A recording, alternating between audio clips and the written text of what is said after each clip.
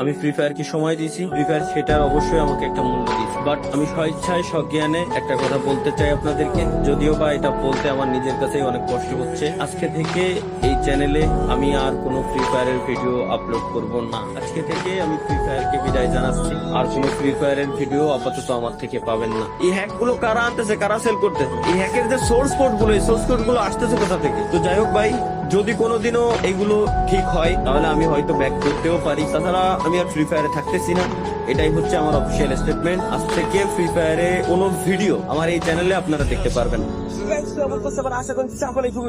তো বন্ধুরা, আজকে দেখা হচ্ছে দুনিয়ার সব থেকে সিক্রেট প্লেস। তো সিক্রেট প্লেসের জন্য অবশ্যই ফ্যাক্টরির উপরে গিয়ে গোলালের উপরে উঠলাম এন্ড ওই পারে আসলাম। এটাই হচ্ছে দুনিয়ার সব থেকে সিক্রেট প্লেস। এখানে কি আল্লাহ